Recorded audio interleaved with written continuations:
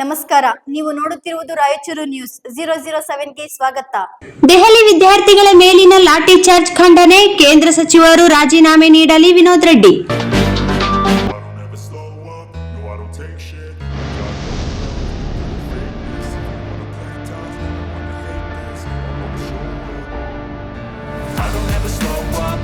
Neat ಪರೀಕ್ಷೆ ಅಕ್ರಮ ಹಾಗೂ ಶಿಕ್ಷಣ ವ್ಯವಸ್ಥೆಯಲ್ಲಿನ ಅವ್ಯವಸ್ಥೆಗಳನ್ನು ಖಂಡಿಸಿ ದೆಹಲಿಯ ಜಂತರ್ ಮಂತರ್ನಲ್ಲಿ ನಡೆದ ಸಂಸತ್ ಚಲೋ ಪ್ರತಿಭಟನೆಯ ವೇಳೆ ವಿದ್ಯಾರ್ಥಿಗಳ ಮೇಲೆ ನಡೆದಿರುವ ಪೊಲೀಸ್ ಲಾಠಿ ಚಾರ್ಜ್ ಪ್ರಜಾಪ್ರಭುತ್ವದ ಮೌಲ್ಯಗಳಿಗೆ ವಿರುದ್ಧವಾಗಿದೆ ಎಂದು ಕರ್ನಾಟಕ ರಕ್ಷಣಾ ವೇದಿಕೆ ಜಿಲ್ಲಾಧ್ಯಕ್ಷ ವಿನೋದ್ ರೆಡ್ಡಿ ತೀವ್ರವಾಗಿ ಖಂಡಿಸಿದ್ದಾರೆ.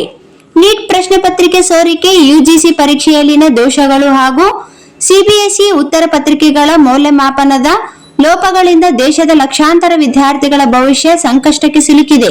ಈ ಬೆಳವಣಿಗೆಗೆ ನೈತಿಕ ಹೊಣೆ ಹೊತ್ತು ಕೇಂದ್ರ ಶಿಕ್ಷಣ ಸಚಿವ ಧರ್ಮೇಂದ್ರ ಪ್ರಧಾನ್ ಹಾಗೂ ಗೃಹ ಸಚಿವ ಅಮಿತ್ ಶಾ ಕೂಡಲೇ ರಾಜೀನಾಮೆ ನೀಡಬೇಕು ಎಂದು ಅವರು ಆಗ್ರಹಿಸಿದರು.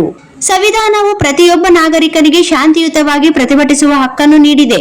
ಆದರೆ ವಿದ್ಯಾರ್ಥಿಗಳ ಮೇಲೆ ಬಲ ಪ್ರಯೋಗ ನಡೆಸಿರುವುದು ಹಾಗೂ ಪ್ರತಿಭಟನೆಗೆ ಬೆಂಬಲ ಸೂಚಿಸಿದ ರಾಜಕೀಯ ಮುಖಂಡರನ್ನು ಪೊಲೀಸರು ಬಲವಂತವಾಗಿ ವಶಕ್ಕೆ ಪಡೆದಿರುವುದು ಪ್ರಜಾಪ್ರಭುತ್ವಕ್ಕೆ ಕಪ್ಪು ಚುಕ್ಕೆ ಎಂದು ಅವರು ಕಿಡಿಕಾರಿದರು.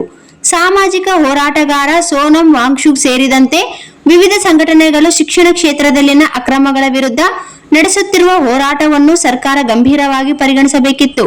ಅದರ ಬದಲಾಗಿ ವಿದ್ಯಾರ್ಥಿಗಳ ಮೇಲೆಯೇ ಲಾಠಿ ಪ್ರಹಾರ ನಡೆಸಿರುವುದು ಅತ್ಯಂತ ಖಂಡನೀಯ ಎಂದು ಅವರು ಹೇಳಿದರು. ದೇಶದ ಯುವ ಜನತೆ ಪ್ರಧಾನಿ ನರೇಂದ್ರ ಮೋದಿ ನೇತೃತ್ವದ ಸರ್ಕಾರದ ಮೇಲೆ ವಿಶ್ವಾಸವಿಟ್ಟು ಬೆಂಬಲ ನೀಡಿದೆ. ಆದರೆ ವಿದ್ಯಾರ್ಥಿಗಳ ಸಮಸ್ಯೆಗಳನ್ನು ಪರಿಹರಿಸುವ ಬದಲು ಪ್ರತಿಭಟನೆಯನ್ನು ಹತ್ತಿಕ್ಕುವ ಪ್ರಯತ್ನ ನಡೆಸುತ್ತಿರುವುದು ದುಃಖಕರ. ಗಾಯಗೊಂಡ ವಿದ್ಯಾರ್ಥಿಗಳಿಗೆ ನ್ಯಾಯ ಒದಗಿಸಿ ನೀಟ್ ಸೇರಿದಂತೆ ಶಿಕ್ಷಣ ಕ್ಷೇತ್ರದಲ್ಲಿನ ಎಲ್ಲಾ ಅಕ್ರಮಗಳ ಬಗ್ಗೆ ಪಾರದರ್ಶಕ ತನಿಖೆ ನಡೆಸಿ ತಪ್ಪಿತಸ್ಥರ ವಿರುದ್ಧ ಕಠಿಣ ಕ್ರಮ ಕೈಗೊಳ್ಳಬೇಕು ಎಂದು ವಿನೋದ್ ರೆಡ್ಡಿ ಒತ್ತಾಯಿಸಿದರು.